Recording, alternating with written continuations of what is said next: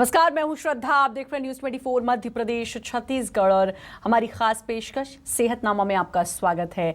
और आज एक बार फिर बात आपकी सेहत की, सेहत से जुड़ी समस्याओं की और सबसे अहम कि उन समस्याओं से आप कैसे छुटकारा पा सकते हैं इस बारे में। और आज हमारे साथ दिल्ली मेट्रो हॉस्पिटल के फिजियोथेरेपिस्ट विभाग के अध्यक्ष डॉक्टर दिनेश जुड़ रहे हैं।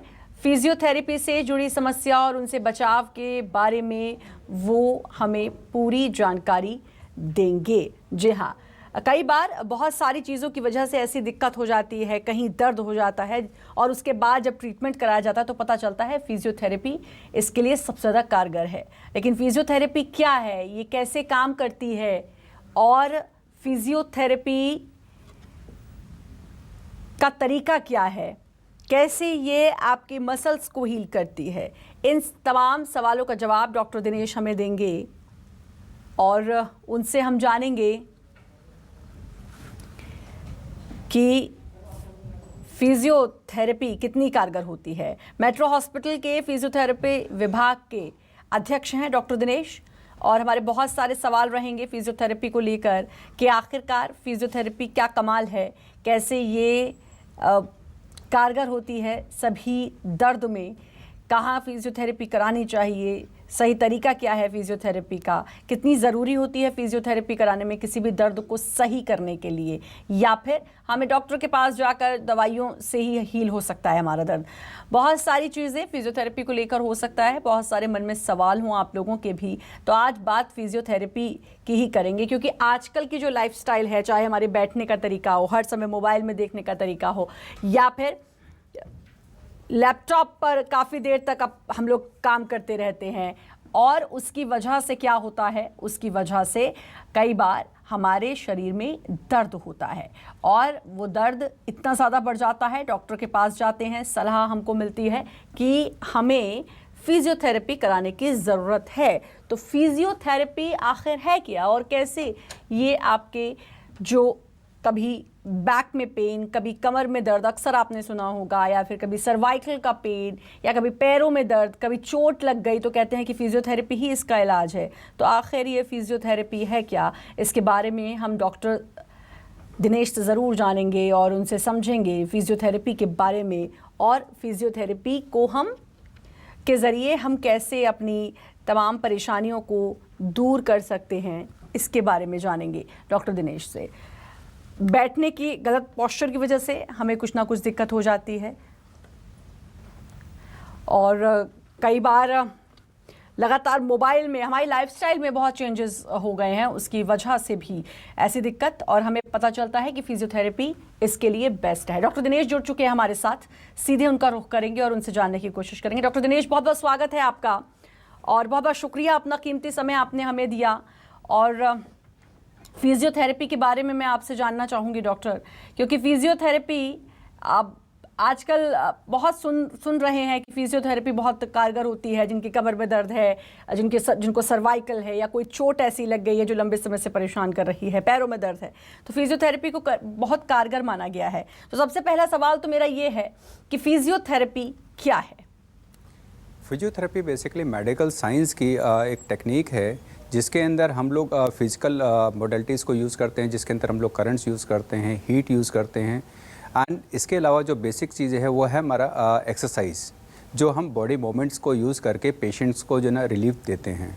इसके अंदर ज़रूरी नहीं है कि हम केवल मशीन ही यूज़ करें, इतना इम्पॉर्टेंट नहीं है, लेकिन जो पॉस्चर है आपका, जो तरीका है, जो जिसकी वजह से प्रॉब्लम हो रही है, सारी चीज़ें इंक्लूड करके जो है ना हम एक ट्रीटमेंट देते हैं, जिसके अंदर हम कह सकते हैं कि विदाउट मेडिसिन जो है ना पेशेंट को ठीक करते हैं। तो फिजियोथेरेपी को लेकर बहुत सारे सवाल कि जो जगह जगह दर्द शरीर में रहता है, लाइफस्टाइल, गलत बैठने का तरीका हमारा, या बहुत देर तक मोबाइल में ही घुसे रहना, मोबाइल के अंदर ही कुछ कुछ करते रहना, इसको लेकर डॉक्टर मेरा सवाल ये भी कि हमारा जो लाइफस्टाइल है आजकल का, लगातार कंप्यूटर वर्क या फिर मोबाइल में बहुत ज़्यादा रहना, और मोबाइल में बहुत ज़्यादा देखने की वजह से पोस्चर हमारा होता है, क्योंकि हम गर्दन अपनी झुका के रखते हैं। और फिर अक्सर बहुत सारे लोग कहते हैं, मुझको भी ये समस्या है कि भाई बहुत ज़्यादा नेक में पेन हो रहा है, सर्वाइकल पता है तो सर्वाइकल बहुत बढ़ रहा है, तो अब फिजियोथेरेपी से इसका कैसे ट्रीटमेंट है? क्या 100% क्योर हो जाता है ये सारी समस्याएं फिजियोथेरेपी से? देखिए, इसमें जैसे आपने अभी बात करी कि मोबाइल पे हम लोग आजकल बहुत ज़्यादा बिज़ी रहते हैं, लेकिन जो और साथ में आपने नाम लिया कि सर्वाइकल की प्रॉब्लम हो जाती है, लेकिन यहाँ इशू वो नहीं है। यहाँ पे इशू ये है कि जब आप मोबाइल पे काम करते हैं तो आपका पोस्चर बिगड़ जाता है। पोस्चर बिगड़ने से क्या होता है कि आपके पर्टिकुलर मसल्स के ऊपर, जिसे हम नेक की मसल्स कहते हैं, ट्रेपीजियस कहते हैं, उसके ऊपर एक्स्ट्रा प्रेशर पड़ता है। जब प्रेशर किसी चीज़ पे ज़रूरत से ज़्यादा पड़ता है तो वो कहीं ना कहीं जो है ना आपको पेन करेगा, जिसे हम कहते हैं स्पाज्म डेवलप हो गया। सो अगर हम इन चीज़ों को क्योर करें, जिस आपके गलत पोस्चर को ठीक करें, तो कई हद तक जो है ना हम आपकी प्रॉब्लम को सॉल्व कर सकते हैं। बाकी अगर किसी और वजह से है तो उसका असेसमेंट हम दोबारा करते हैं और असेसमेंट के अकॉर्डिंग ही जो है ना फिर ट्रीटमेंट प्लान बनता है। जी जी जी। ये तो हम सर्वाइकल या इसके अलावा बहुत सारी डिजीज़ होती हैं डॉक्टर, उनके बारे में हम बात करें तो मोटापा, ब्लड प्रेशर, कमर दर्द और ये सब समस्याएं भी क्या इससे दूर होती हैं? मोटापा मैं ख़ास तौर पर जानना चाहूँगी क्योंकि बहुत बड़ी समस्या होती है और महिलाएं तो खासकर चाहती हैं कि बड़ी फिट रहें और फिगर कॉन्शियस होती हैं। ये समस्याएं या फिर ब्लड प्रेशर की समस्या बहुत आम होती जा रही है, तो क्या फिजियोथेरेपी इसमें वर्क करती है? देखिए, जहाँ तक आपने बात करी मोटापा की, मोटापा बेसिकली है क्यों, हम लोग सबसे पहले ये असेस करने की कोशिश करेंगे मोटापा क्यों है। क्योंकि कई बार नॉर्मल हम लोग कह देते हैं कि आप ज़्यादा खाना खाते हैं इसके लिए मोटा है। बेसिकली मोटापा उस पर डिपेंड नहीं करता। मोटापा डिपेंड करता है आपका आउटपुट कितना है, आप क्या खा रहे हैं और उसके हिसाब से जो ना आप कितना वर्क कर रहे हैं, वो ज़्यादा इंपॉर्टेंट है। इसके अलावा जो ना आपका बॉडी शेप क्या है, क्योंकि आपके बॉडी शेप के ऊपर भी मोटापा डिपेंड करता है। या कहीं अगर आपको कोई और प्रॉब्लम है, किसी तरह की बीमारी है, तो मोटापा उसकी वजह से भी हो सकता है। So first of all we have to rule out कि किस वजह से है। हाँ, फिजियोथेरेपी के अंदर जो है ना हम लोग एक्सरसाइजेज बताते हैं, वी कॉल्ड फिटनेस एक्सरसाइजेज, जिसके करके आप जो है ना अपने आप को फिट रख सकते हैं। इसमें कोई इशू है नहीं। लेकिन 100% ये कहना कि मोटापा फिजियोथेरेपी से कम हो जाएगा, शायद वो भी सही नहीं है। जी जी। डॉक्टर, एक सवाल, कोरोना जब से आया तब से वर्क फ्रॉम होम का कल्चर बहुत ज़्यादा हो गया। हालांकि कुछ कंपनीज पहले भी कराती थी, लेकिन उसके बाद से तो क्योंकि कोई चारा बचा नहीं और बहुत सारे लोग तो आज तक वर्क फ्रॉम होम कर रहे हैं। वर्क फ्रॉम होम का मतलब ये कि आप बैठे हैं कंप्यूटर के सामने, अपने लैपटॉप के सामने, अपने सिस्टम के सामने और घंटों बैठे हैं, क्योंकि आप काम कर रहे हैं। काम तो वही कर रहे हैं जो आप ऑफिस जाके भी करते थे, लेकिन आप कैसे भी बैठे हैं और एक जगह ही बैठे हैं, तो जाहिर है वो एक जगह घंटों बैठना वो ज़रूर ख़तरनाक साबित होता होगा। तो अब इसके लिए क्या कुछ किया जाना चाहिए? क्योंकि बहुत सारे लोगों की ये दिक्कतें सामने भी आई कि उनके कमर में दर्द, किसी के कंधे में दर्द, किसी की गर्दन में दर्द, इस तरह की समस्याएं सामने आई हैं। देखिए, आपने बिल्कुल जेन्युइन बात करी। अभी जो देखने में आया, कोरोना टाइम पे लोगों ने घर से काम कराए। अब यहाँ पे क्वेश्चन है, जैसे आपने कहा कि काम हम ऑफिस में भी कर रहे हैं, शायद इतनी ही देर कर रहे थे और घर पे भी कर रहे हैं, तो प्रॉब्लम ऑफिस में ना हो के घर के काम में क्यों हो रही है ज़्यादा? एक्चुअली घर पे जब हम काम कर रहे हैं तो हमारा बैठने का पोस्चर कंपेयर टू ऑफिस बहुत ज़्यादा ख़राब है। हम कभी सोफे बैठ गए, कभी बेड पे बैठ गए, कैसे भी बैठ गए, आड़े तिरछे बैठ गए, बट कीप ऑन डूइंग। हमने कभी ध्यान नहीं दिया कि हम किस तरीके से बैठे हैं या हमें कहाँ पे प्रॉब्लम हो रही है, किस मसल्स के ऊपर प्रेशर पड़ रहा है। सो इससे होता क्या है कि आप किसी पोस्चर में बैठे रह गए। कई बार ऐसा होता है कि आप बैठे हुए पता चला आपका हाथ सुन हो गया, हाथ सो गया, पैर सो गया। ये सारी चीज़ें जो ना कहीं आपके पोस्चर से रिलेटेड है, जिसको हम लोग कई बार ये कहते हैं कि आपका एर्गोनॉमिक सिस्टम अगर सही नहीं है तो उससे भी जो ना ये सारी प्रॉब्लम होती हैं। घर से काम करने में प्रॉब्लम नहीं है, लेकिन प्रॉब्लम है कि आप किस तरीके से बैठ के काम कर रहे हैं, आपका तरीका क्या है, आपका पोस्चर क्या है, आपका वेट ट्रांसफ़र हो रहा है प्रॉपर या नहीं हो रहा है। अगर ये सब चीज़ें हम थोड़ा सा ध्यान रखें तो मैं नहीं समझता हूँ कि घर से काम करने में प्रॉब्लम ज़्यादा होगी। जी जी, बिल्कुल, ये बहुत ज़रूरी है। डॉक्टर, आप एक बात कहते हैं कि बड़ी क्यूरियोसिटी है इसको जानने की मुझे, इसलिए क्योंकि उसको समझने में बड़ा समय लग रहा है। छोटा सा पर्स बढ़ा सकता है खर्च, इसके बारे में मैं ज़रूर जानना चाहूँगी। ये कैसे है ये बात और ये किस संदर्भ में ये बात कही गई है, ज़रा इसके बारे में बताइए। देखिए, पर्स हम लोग क्या करते हैं, specially when I am going to talk about कि जो हमारे मेल मेंबर्स हैं वो पर्स कहाँ रखते हैं। वो पर्स पीछे पॉकेट पे रखते हैं, अन बैठे हुए हैं। और नॉर्मली पर्स में आजकल है क्या, पर्स जो है ना, आप किसी का भी पर्स देखिए तो बहुत मोटा हो चुका है। तो जब आप बैठते हैं तो कहीं ना कहीं जो है ना एक साइड में जो ना पर्स वो आपके पोस्चर को डिस्टर्ब करता है। आप जो है ना थोड़ा सा टेढ़े होकर बैठते हैं एंड वो जो टेढ़े होकर आप बैठे हुए हैं तो उससे जो है ना आपके स्पाइन के ऊपर एक्स्ट्रा लोड जा रहा है और वो लोड कहीं ना कहीं जो है ना आपके बैक मसल्स को जो है ना प्रेशर डालता है, जिससे अगर आप काफ़ी टाइम तक बैठे हुए हैं धीरे धीरे करके पता चला कि जो है ना या तो आपका पोस्चर बिगड़ गया और पोस्चर नहीं बिगड़ा तो वो बैक पेन में डेवलप हो जाता है। शुरू में आप इन सब चीज़ों को ध्यान नहीं देते, धीरे धीरे करके वो एक क्रोनिक जो है ना प्रॉब्लम बन जाती है और फिर वो आपका खर्चा जो है ना फिर वो बढ़ा देती है। कहते हैं छोटा सा पर्स लेकिन खर्चा बढ़ा देते हैं। जी जी जी। इसके अलावा बहुत सारी चीज़ें हैं, क्योंकि फिजियोथेरेपी मेरा पर्सनल एक्सपीरियंस रहा है डॉक्टर, क्योंकि मुझे बेल्स पाल्सी हुआ था और मुझे न्यूरो डॉक्टर ने कहा था कि पहले आप मेडिसिन से देखिए और फिर उसके बाद हम 2-3 महीने बाद देखेंगे, कोशिश करेंगे कि फिजियोथेरेपी करें अगर ज़रूरत पड़ी तो। समहाउ क्या हुआ कि मुझे किसी ने बोला कि नहीं आपको फिजियोथेरेपी करानी ही पड़ेगी, और जब मैंने फिजियोथेरेपी कराई तो मुझे 5-6 दिन में बहुत जल्दी असर दिखना शुरू हुआ। तो मुझे ऐसा लगा कि अगर मैं रुकती 2-3 महीने ट्रीटमेंट करवाती और मैं रुकती तो शायद मेरा ये जल्दी ठीक नहीं होता। तो मुझे इसका एक बड़ा जादुई सा असर दिखा कि फिजियोथेरेपी से मेरा जो शेप था, वो जो लिप्स साइड हो गए थे और जो कुछ भी बेल्स पाल्सी में होता है वो सब कुछ नॉर्मल हो गया था। ये इसीलिए मैं इसके बारे में बहुत ज़्यादा जानना चाहती हूँ कि ये कितना इफेक्टिव है। खैर मैंने तो पर्सनल फील किया है, लेकिन आप क्या लोगों से कहना चाहेंगे? क्योंकि अक्सर देखा है लोग बचते हैं, लोगों को लगता है अरे क्या होगा फिजियोथेरेपी कराकर, लेकिन जिन्होंने इसका एक्सपीरियंस जिनको है शायद वो बता सकते हैं, जैसे मैं बता रही हूँ कि बड़े मैजिकल से इफेक्ट इसके देखने को मिलते हैं। देखिए आपने बिल्कुल सही कहा और लकली आपने जो एक बात कही कि आपने शुरू में ही फिजियोथेरेपी ट्रीटमेंट ले लिया तो जिससे आपको रिजल्ट ज़्यादा अच्छा मिल गया। अगर इसी चीज़ को अगर आप डिले करते, आप 2-3 महीने बाद फिजियोथेरेपी अगर कराते तो शायद आपको रिजल्ट इतना अच्छा नहीं मिलता और आई कैन से कि शायद 100% जो है ना आपको रिकवरी नहीं मिलती। एक्चुअली फिजियोथेरेपी के बारे में जो है ना हम लोगों को थोड़ा सा मिसकॉन्सेप्ट है कि फिजियोथेरेपिस्ट क्या करते हैं, केवल एक्सरसाइज बता देते हैं। एक्सरसाइज तो हम भी करते हैं, लेकिन प्रॉब्लम यहाँ पे ये नहीं है। प्रॉब्लम यहाँ पे ये है कि शायद फिजियोथेरेपिस्ट आपकी जो मस्कुलर रिलेटेड प्रॉब्लम्स हैं या कुछ और प्रॉब्लम्स हैं उनको अर्ली स्टेज में पकड़ के जिसकी वजह से हो रहा है उसको करेक्ट करते हैं। जब आप किसी बीमारी की जड़ को, जिसकी वजह से आपको एक बैक पेन, अगर आपने बात करी कि बैक पेन सिर्फ पर्स की वजह से हो रहा है, आप सिर्फ ट्रीटमेंट किस चीज़ का करा रहे हो? बैक पेन का। आप बैक पेन का ट्रीटमेंट कराते रहते हैं, लेकिन जड़ कहाँ है? जड़ तो आपके पर्स में थी। आप फिजियोथेरेपिस्ट यही काम करता है, वो बेसिकली आपके पोस्चर अलाइनमेंट को चेक करता है, आपके कॉज को जानता है, किस वजह से प्रॉब्लम हो रही है and we try to cure that.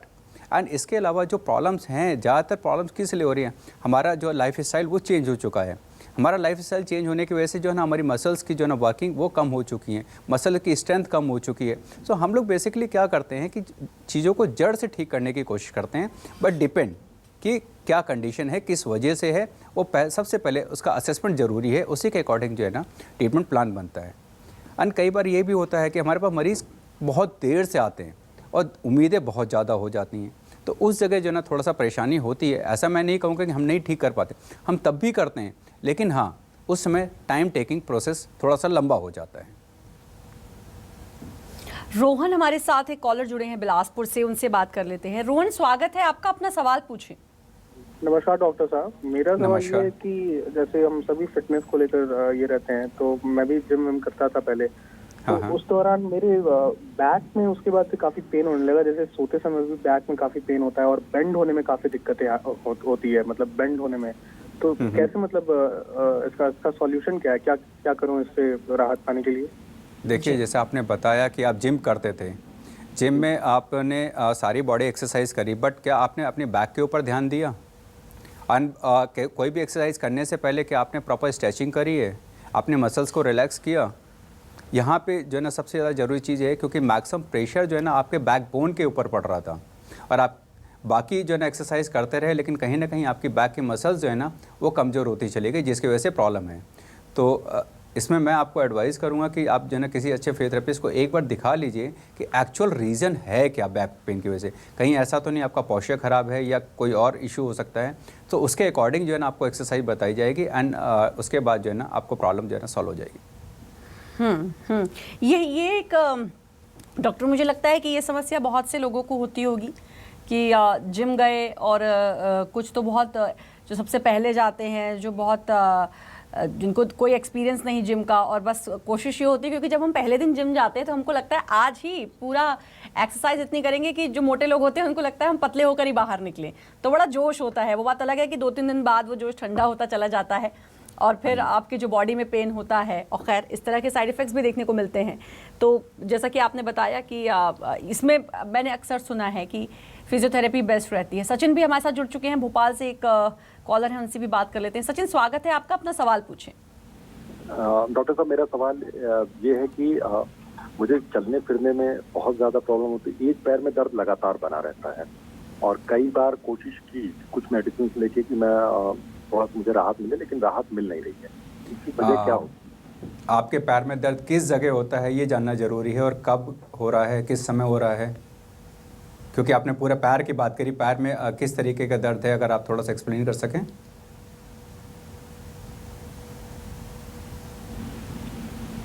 Sachin, सुन पा रहे हैं आप?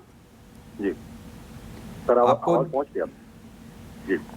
दर्द पंजे से लेकर घुटनों तक, पंजे से लेकर घुटने तक हो रहा है? हाँ जी, पैर के पीछे साइड। पैर के पीछे के साइड। ये आपको चलने के टाइम पे ज्यादा होता है या बैठे रहने पे भी होता है? चलने के टाइम पे हो रहा है। ये किस कब से हो रहा है आपको ये? इसमें अभी मुझे 4 मंथ हुए हैं। 4 मंथ हो गए। क्या आपने रनिंग वगैरह शुरू करी है कुछ इस तरह का, या कोई ब्रिस्क वॉकिंग शुरू करी है? हाँ, मैंने रनिंग शुरू की, लेकिन अभी मैंने होल्ड किया है। अभी रनिंग आपने होल्ड किया, लेकिन आपको पेन शुरू हुआ जब आपने रनिंग शुरू करी है? हाँ, उसी के आसपास। हाँ, तो इसका मतलब क्लियर है कि आपके जो है ना दौड़ने का तरीका जो है ना कहीं थोड़ा सा गलत है, या हो सकता है आपका शू गलत है, जिसकी वजह से आपका पैर जो है ना सही नहीं पड़ रहा हो, तो उसकी वजह से भी प्रॉब्लम हो सकती है। सो एक बार जो है ना आप जो है ना किसी फिजियोथेरेपिस्ट को दिखा लीजिए, जो आपके शू को और आपका जो ना रनिंग पैटर्न है उसको चेक कर लेगा, और उसके बाद ही आपको प्रॉब्लम का सॉल्यूशन मिल जाएगा। डॉक्टर, और बहुत सारी चीज़ें जिनके बारे में मैं जानना चाहूँगी। हाँ जी। फिजियोथेरेपी की क्योंकि हम बात कर रहे हैं, और फिजियोथेरेपी तब हमें ज़रूरत पड़ती है, तब हमें याद आती है जब हमारे कहीं दर्द हो जाता है। क्या बहुत पुराने लंबा दर्द है, जैसे बुजुर्गों में होता है, कई सालों से उनके पैरों में दर्द है, या फिर कई सालों से कमर में दर्द है, चलने फिरने में दिक्कत है, सालों गुजर गए हैं उस दर्द को, मान लीजिए 5 साल से ज़्यादा हो चुके हैं, तो क्या उन दर्द में भी फिजियोथेरेपी कारगर है, या फिर एक समय निकल जाने के बाद दिक्कत होती है ट्रीटमेंट करने में, या उतना अच्छा रिजल्ट नहीं मिलता है? देखिए मैम, मैंने आपसे पहले ही कहा कि जब हमारे पास कोई भी मरीज़ आता है तो पहले हम उसका एक असेसमेंट करते हैं, जानने की कोशिश करते हैं कि उसको जो परेशानी हो रही है, उसको जो दर्द हो रहा है वो हो किस वजह से रहा है। यहाँ पे अगर पुराना दर्द है, किसी वजह से हो रहा है, तो उसके पीछे कहीं ना कहीं कोई रीज़न होगा। So we try to find out the reason, and उसी के अकॉर्डिंग जो है ना we make out the treatment plan, and उसी के उस पे बेस पे हम लोग चलते हैं। एंड काफ़ी हद तक जो है ना काफ़ी प्रॉब्लम में देखा है, कई बीमारियों में देखा है कि हमें अच्छे रिजल्ट्स मिलते हैं। लेकिन कई बार ऐसा भी है, कुछ चीज़ें ऐसी होती हैं जिसको हम लोग क्योर नहीं कर सकते, बिकॉज एक टाइम बीत जाने के बाद बॉडी की रिकवरी कहीं ना कहीं जो है ना हैम्पर्ड करती है। तो ये कहना कि 100% रिजल्ट दे देंगे, मेडिकल साइंस तो ये कभी कहेगा ही नहीं, क्योंकि मेडिकल साइंस में 100% रिजल्ट की गारंटी कोई भी नहीं दे सकता। बट ये है कि हाँ, हम लोग काफ़ी हद तक जो है ना पेशेंट को उसकी डेली एक्टिविटीज़ तक जो है ना नॉर्मल कर लेते हैं। यानी कि काफ़ी हद तक क्यूरेबल है और काफ़ी हद तक आराम मिलता है। कुछ और सवाल है मेरे रहेंगे, लेकिन दुर्ग से एक कॉलर जुड़ चुके हैं, शाहरुख, उनसे भी बात कर लेते हैं। फारूक, बहुत बहुत स्वागत है आपका, सवाल पूछिए अपना। मैडम, डॉक्टर साहब सवाल है मेरा, खाना खाने बैठता हूँ, बैठ के पैर एक पैर एकदम पकड़ जाता है, मुड़ जाता है, एकदम रिलीज करने में मेरे को 1 मिनट लगता है पूरा पैर सीधा करने में, और बाकी चलने फिरने दिन भर में एकदम ठीक रहता है। आप जमीन पे बैठ के खाना खाते हैं? जी सर। हाँ जी, जमीन में खाता सर। जमीन पे खाते हैं ना, तो आपका घुटना अकड़ जाता है? हाँ सर, एक पैर का, वो भी राइट साइड का, बाकी काम वाम करने दिन भर सब सीधा राइट रहता है, फिट रहता हूँ मैं, चढ़ने वाले में कोई तकलीफ नहीं मेरे को। आपकी उम्र कितनी है? सर मेरी 42 है। 42 है। सर हो सकता है कि आपके घुटने में थोड़ा सा जो है ना चेंजेस आ रहे हों, जो कि एक नॉर्मल होता है, जिसे हम लोग कहते हैं ऑस्टियोआर्थराइटिस, जो कि एज के अकॉर्डिंग होता है। चेंजेस की वजह से भी माइट भी चांसेस कि आपका नी जो है ना लॉक हो जाता हो। तो उसके लिए जो है ना आप थोड़ा सा नी के लिए एक्सरसाइज कर रहे हैं तो फ़ायदा करेगा। आप किसी अच्छे फिजियोथेरेपिस्ट को जो है ना आप अपने एरिया में दिखा लीजिए, और अगर नहीं दिखा सकते हैं तो थोड़ी देर साइकिलिंग अगर आप शुरू करेंगे, शायद वो भी जो है ना आपको हेल्प करेगी।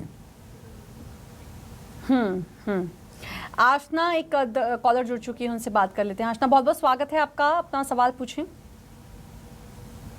मैम मेरा एक सवाल है। हाँ। सर जैसे 2 साल पहले ना मुझे लेफ्ट नी में लिगामेंट टियर हुआ था। हाँ जी। तो उसके बाद मेरा लेग का ऑपरेशन हुआ, लेकिन अभी भी मैं दौड़ नहीं पाती हूँ या कोई भी वेट लिफ्टिंग की एक्सरसाइजेज नहीं कर पाती हूँ। तो इसके लिए आप कुछ सॉल्यूशन बताएं, कौन सी एक्सरसाइज कर सकती हूँ जिससे फिर से मैं वापस से दौड़ पाऊँ। देखिए, आपने बोला कि नी में लिगामेंट इंजरी हुई थी। यस। तो उसमें सर्जरी में क्या सर्जरी हुई है ये देखना ज़रूरी है। और उसके बाद आपने एक्सरसाइज कौन कौन सी? ACL और PCL। उसके बाद आपने प्रॉपर फिजियोथेरेपी ट्रीटमेंट लिया है? ये 2 मंथ तक फिजियोथेरेपी भी मैंने करी है। नहीं तो उसमें आपकी स्ट्रेंथ कितनी आई है, that is more important. Okay.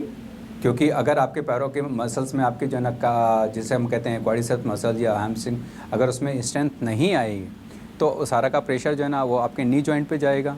Knee joint पे जाएगा प्रेशर तो आपको पेन होगा, आपको स्टेबिलिटी नहीं मिलेगी।